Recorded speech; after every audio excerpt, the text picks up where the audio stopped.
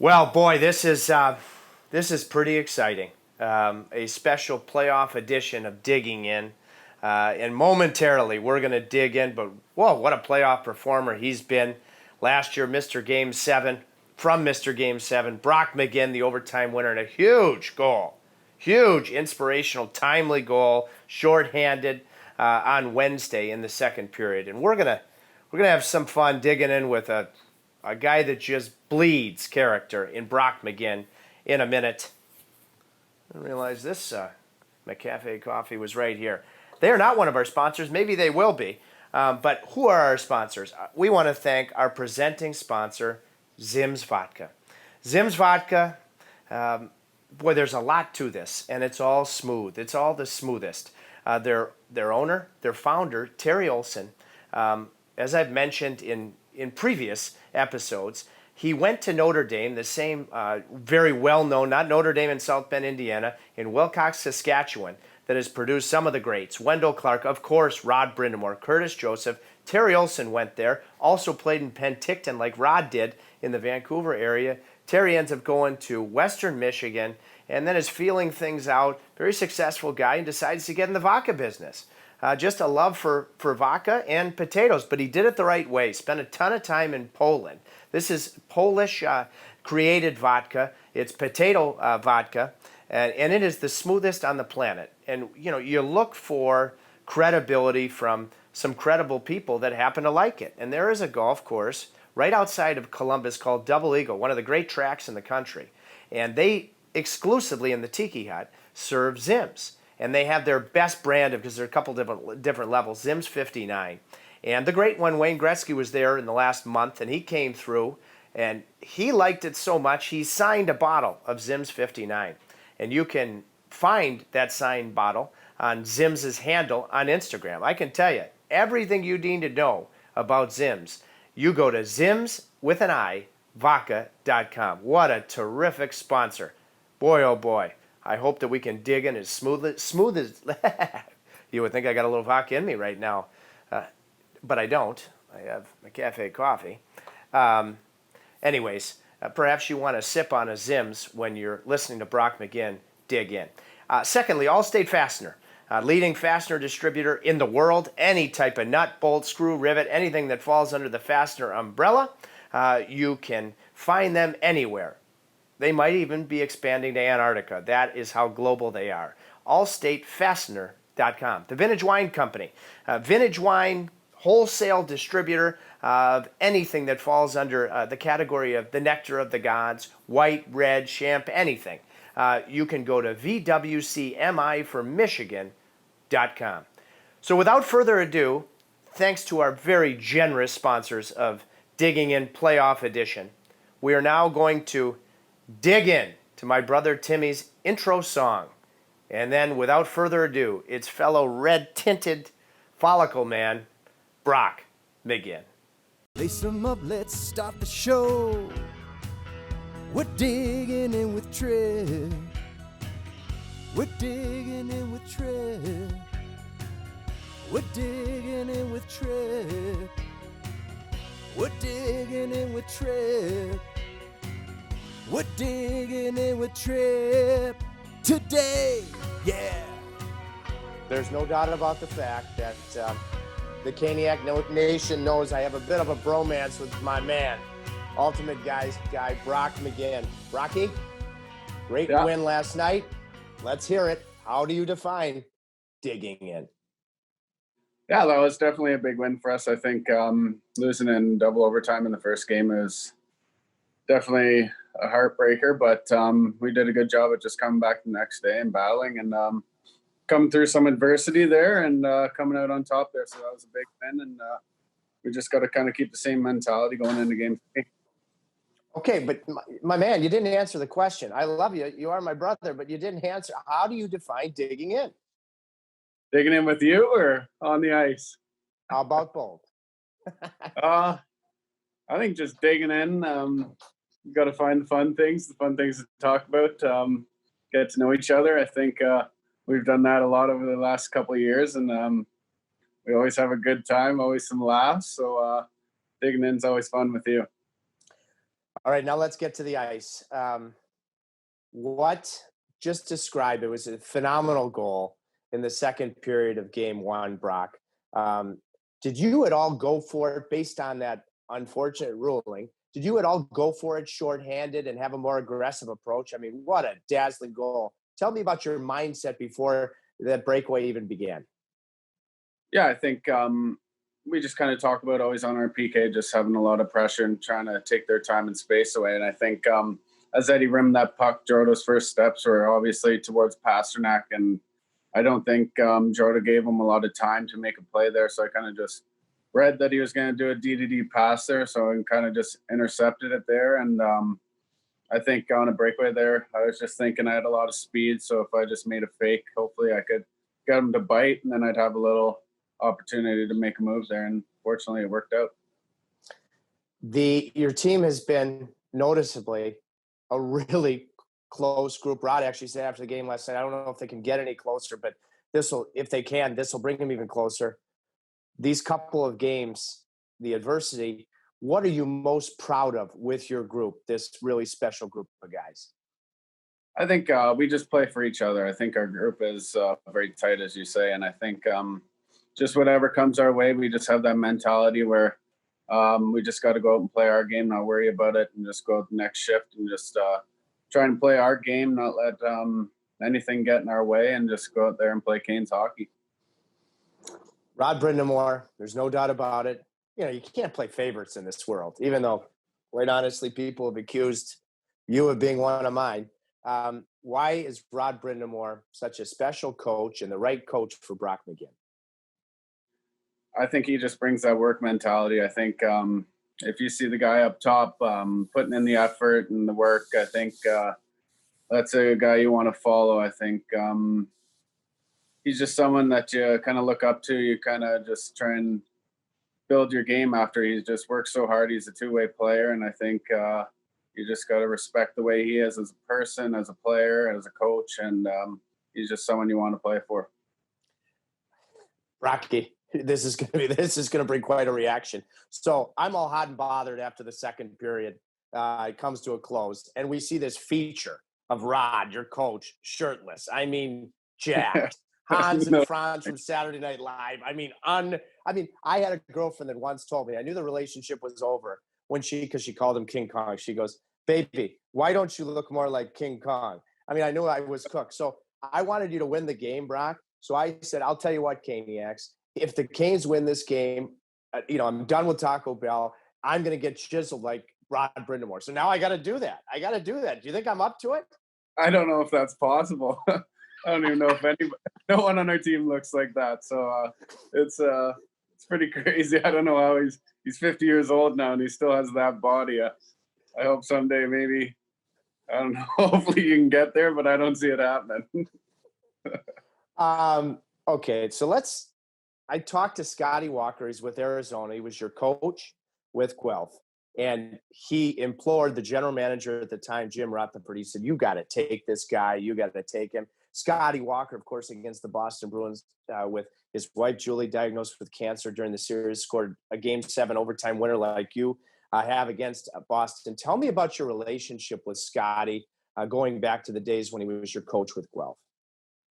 Yeah, he's kind of the same way as Roddy. He's just that hard-nosed player that you kind of want to play for. He's behind the bench, and as you can see in Roddy right now, he's very intense, and so is Scotty. I think he was always there to back you up. He wanted you to put the work in, and those guys you really respect, and you just want to play for them. But overall, he's an awesome guy. I respect him. I love playing for him, and we still keep in touch sometimes and just see him occasionally in the summer at the rinks. But yeah, I have the ultimate respect for him.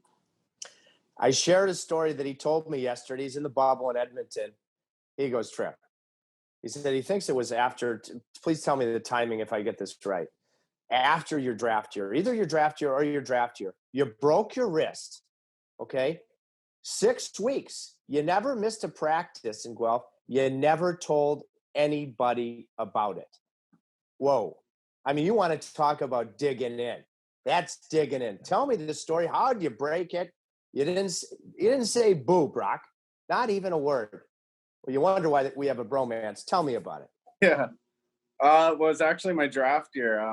That year I ended up actually only playing 30 games, I believe.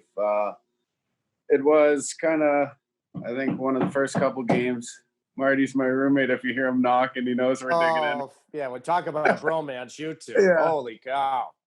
But yeah, it was one of the first couple games of the year. I went for a hit, and a guy kind of just took my hand the wrong way, and it didn't feel right, obviously. But it's your draft year; you want to play, so I kind of just stuck with it. I think in practices, I was taking passes with one hand, just because every time I touched the puck, it would just hurt. But eventually, I did have to get surgery that year, so I missed a lot of the season, and then kind of just came back for playoffs, and I don't think it was fully healed, and I don't know if I just re-broke it or it wasn't fully healed yet, but that's playoffs, and fortunately I ended up getting drafted to Carolina. What an unbelievable story. It's that fun playoff run that we hope you take it even a step or two further this year.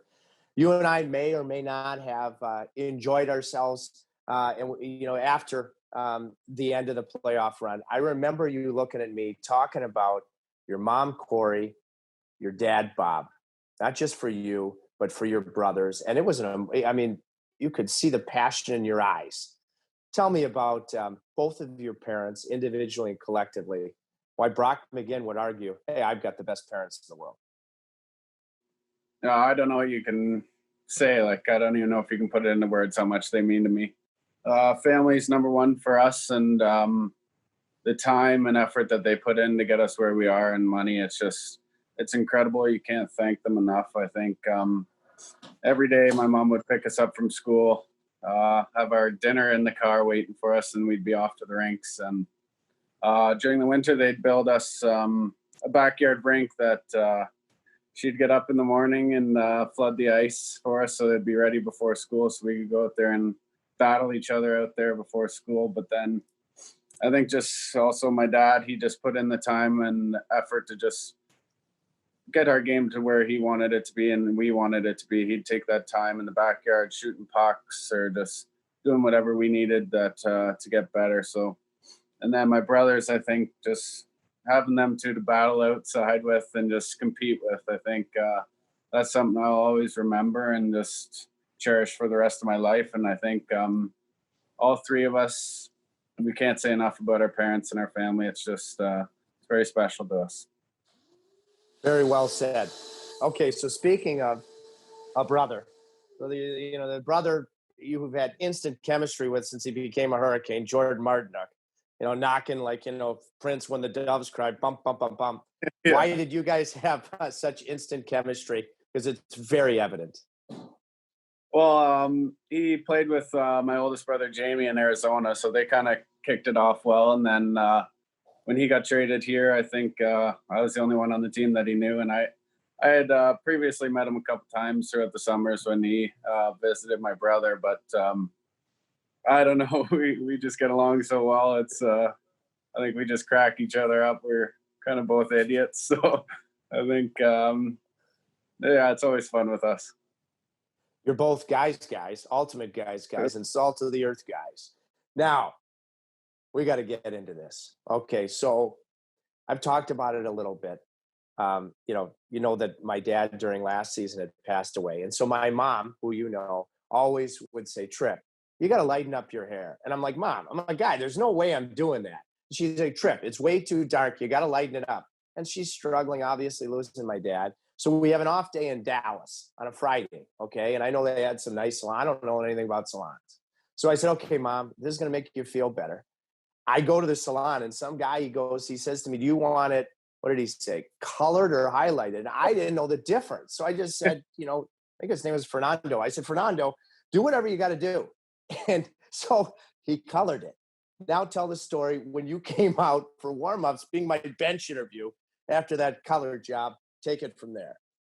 Yeah, I don't know. I think I just looked over and was looking a little bright. I thought I had a long lost brother over there with a nice little ginger hair. So it was funny, but it was definitely a big change. but I hope your mom liked it. Then I go, oh, this is great. I mean, this is a National Hockey League warm-up. You're playing the Dallas Stars. By the way, you won the game. Big win. All right. So I go up for the open for the game broadcast. And after you said that, I'm like, oh my gosh, all the Hurricanes fans are gonna be like, what did he do to his hair? So I thought I adjusted on the fly, and I said, hey, listen, I promised the boys if they kept winning, I'd put some hurricane red tones in my dome. And hey, I'm a man of my word. So I get on the bus after the game. I call my mom. What a big win, Mom. What the heck did you do to your hair? I said, Mom, I did it for you. She said, you got it colored, didn't you? I said, yeah, I didn't know there was any difference. She was regretting that. Yeah, she was certainly regretting. Now tell me, but that's the ultimate form. You talk about Marduk, the snow spray last year. Why do you think, because there are a lot of new faces, Brock, that this team has created such visible, evident, desirable chemistry on and off the ice?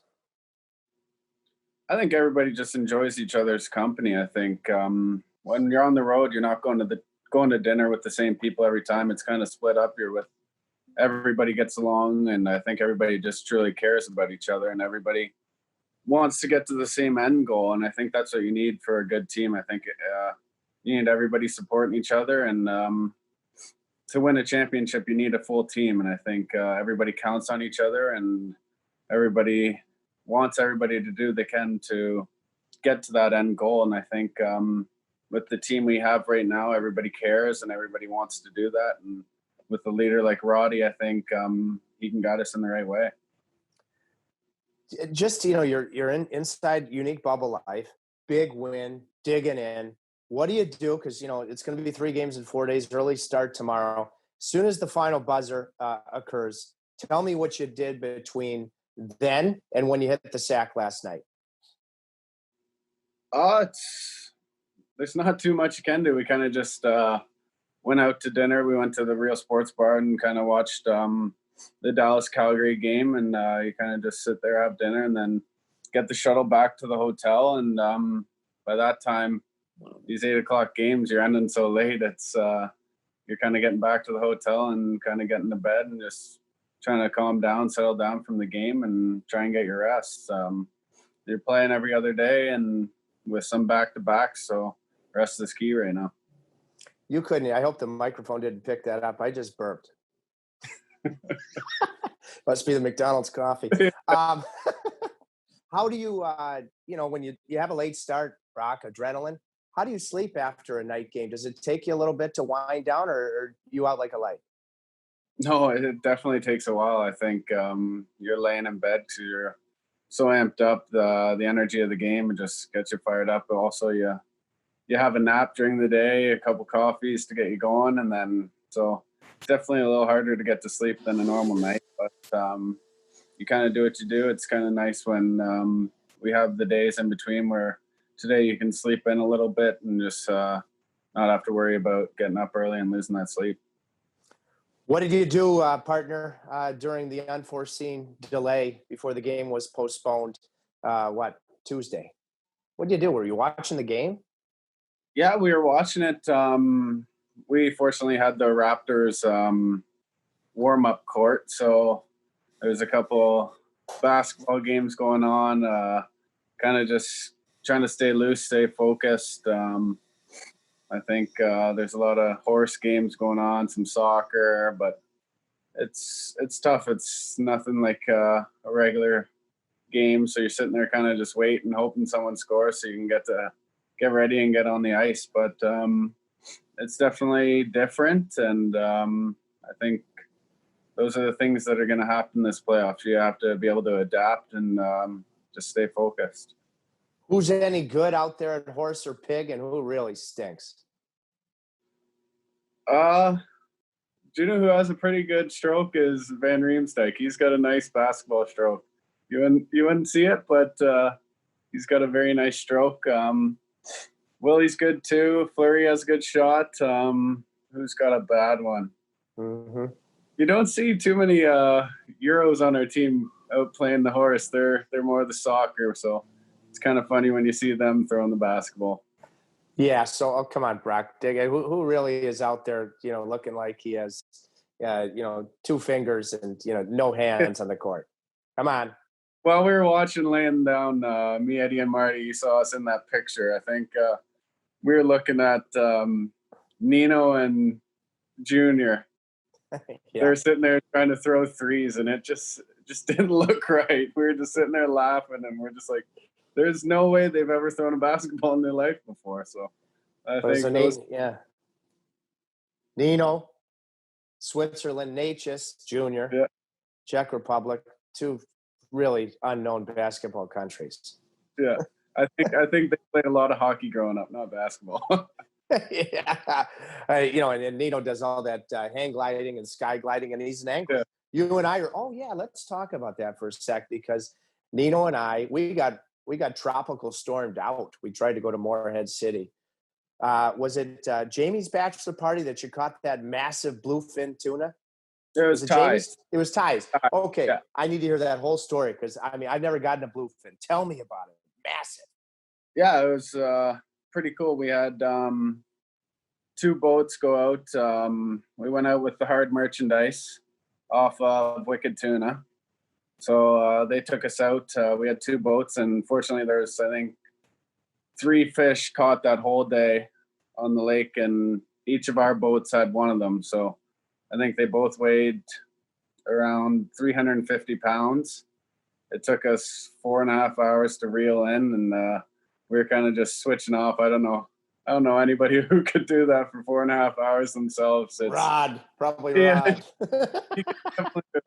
You'd just be pulling the rope. You wouldn't even need the reel. But yeah, it was so cool. It was a cool experience. I definitely love to do it again. It's a thrill, that's for sure. We're going to do it. First of all, come on. This is the beautiful thing about a close friendship. We carve each other. You said you were fishing out on the lake. This would be the first bluefin tuna I've ever heard of caught on a lake. Same thing, ocean. Hey, did it I live jump on it? lake, so. Hey, Brocky, did it jump at all? We didn't see it until probably 15 minutes left when we caught it. So we didn't see it for probably 4 hours and 15 minutes. Like, wow. You'd get it probably 75 yards to the boat, and then all of a sudden it would just take the reel, and it would just be, and you'd just be like, oh my God, all that work for nothing. Yeah. You just see the line just going. Bluefin, of course, is the most highly sought of when it comes to the fat content, the quality of the meat tuna. I know that fish, once you got back, I believe went right to Japan. Did you try any of the sushi first? No, we didn't. They actually, they flew it out to Japan that night. So we didn't get to try any. Actually, one of my brother's friends who was on our boat took a bite of the heart. So that was about it. Oh, well, you don't need to, Brock. Don't let this go to your head. You don't need to take that bite because you're all heart. Hey, let's get into, you mentioned TVR, one of the great surges, NCAA basketball dunk.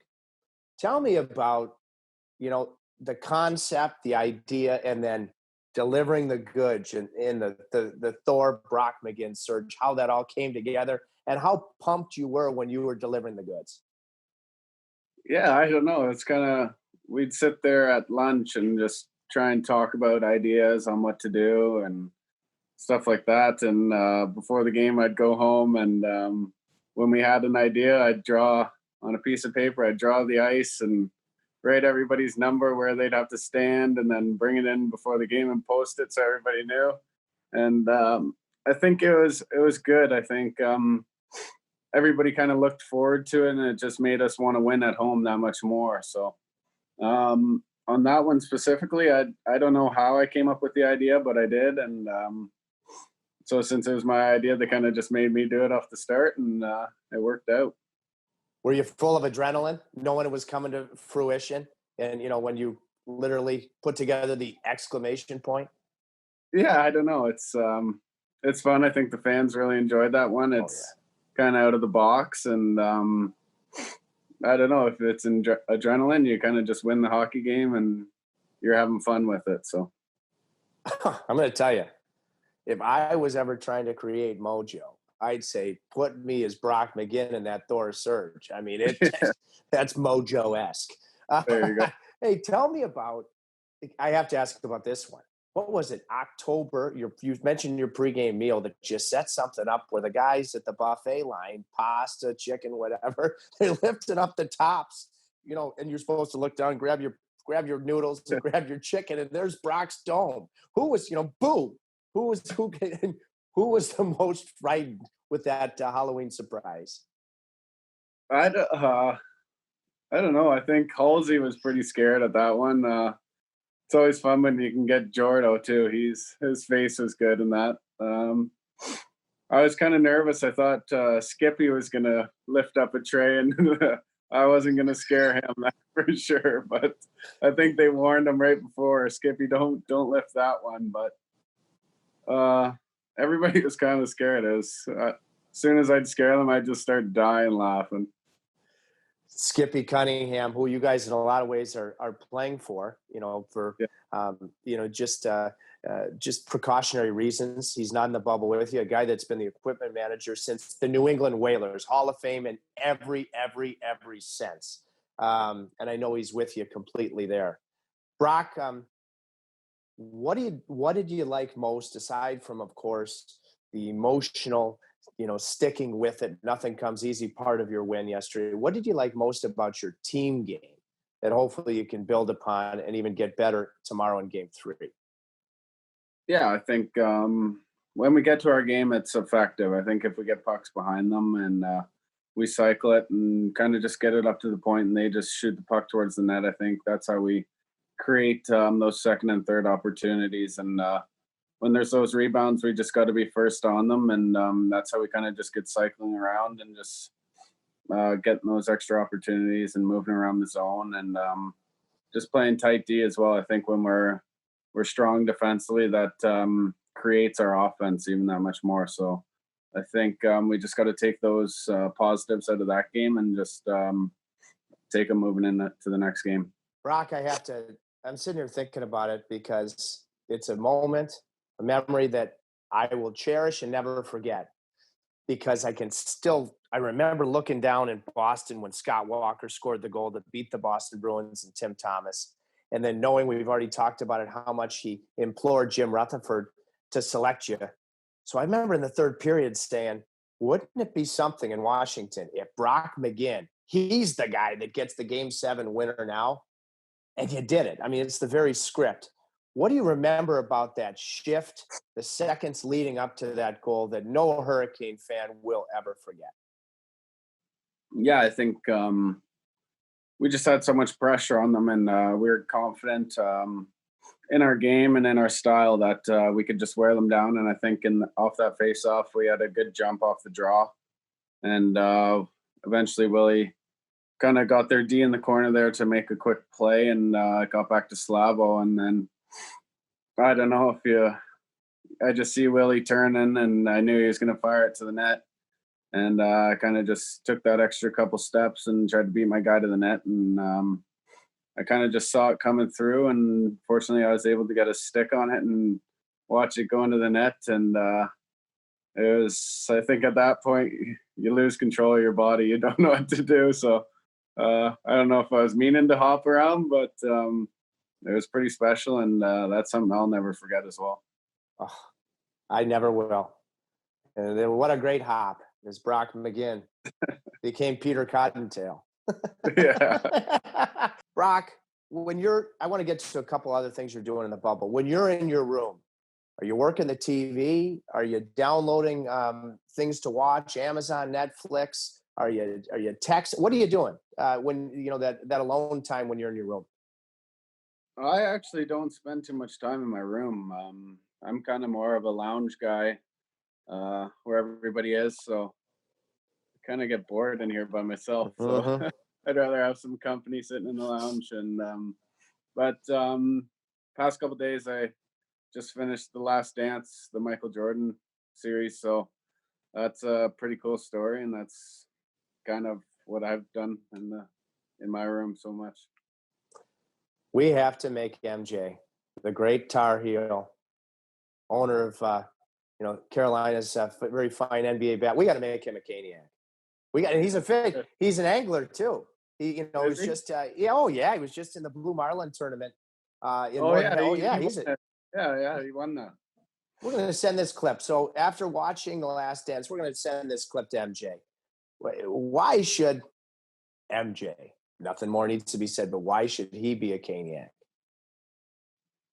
I don't know. If he's from Wilmington, so I think you got to support North Carolina. I think he always has, and I think the Canes can bring something special to him. And we're in the East. I mean, Johnny Taves and the Chicago Blackhawks, he can support them too. Then make a decision to the Stanley Cup Finals. Speaking of celebrities that are Caniacs, Scotty McCreery is going to dig in next week.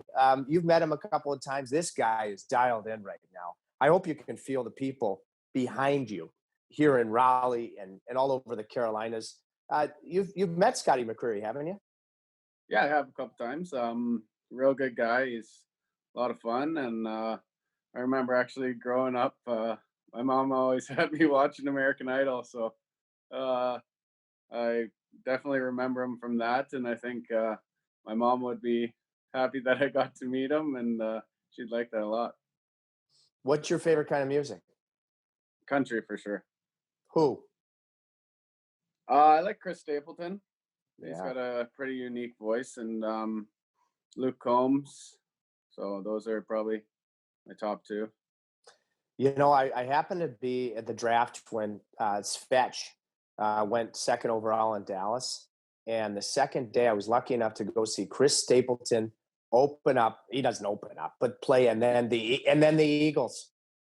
Eagles. I mean, what a show. Yeah. What a show. I'll tell you what, it was a Cowboy Stadium. He rocked it. I mean, I'm with you 1,000%. Man.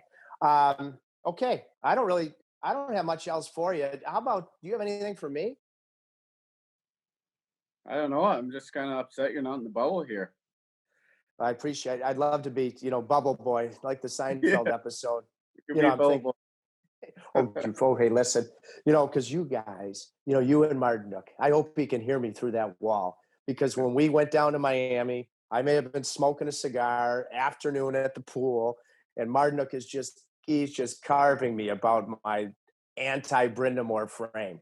You can tell him I said that too. Yeah. What else? I'd like to be in the bubble. Hey, by the way, poker. I saw Casino Royale the other night. I think the best James Bond movie because there's some great poker scenes. I'm sure you're playing poker. Who's any good and who has no poker skills whatsoever?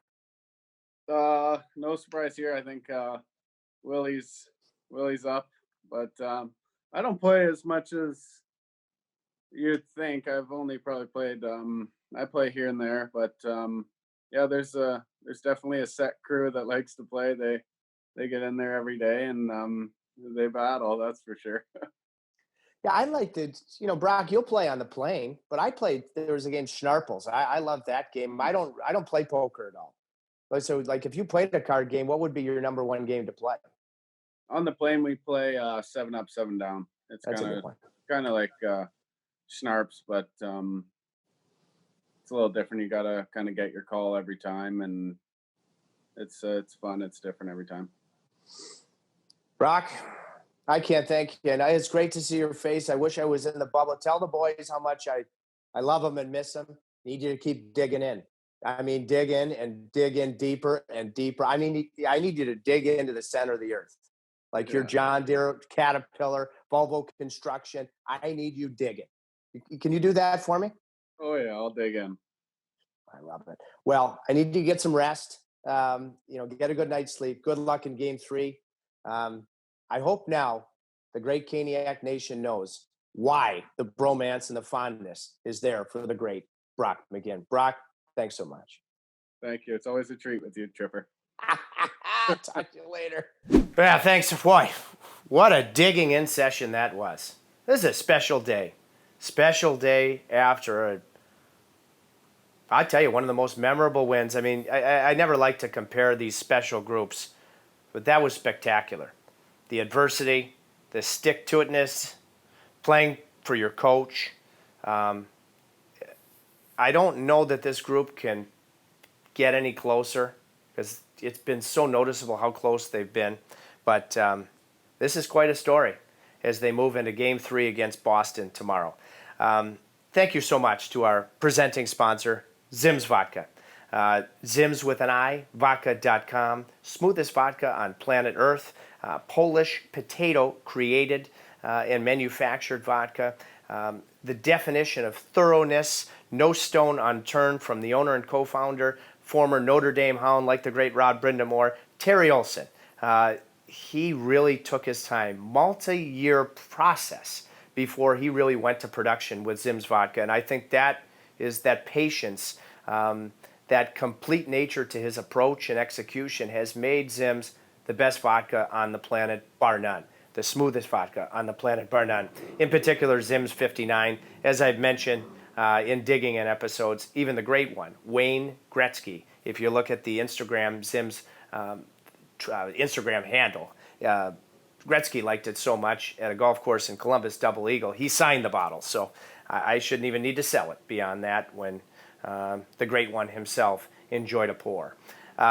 Allstate Fastener, leading fastener distributor on planet Earth. Any type of fastener need. They aren't a manufacturer, they're a distributor. They can create a vendor management system and they can bring it right to your line. They can create cost savings. AllStateFastener.com. And lastly, the Vintage Wine Company.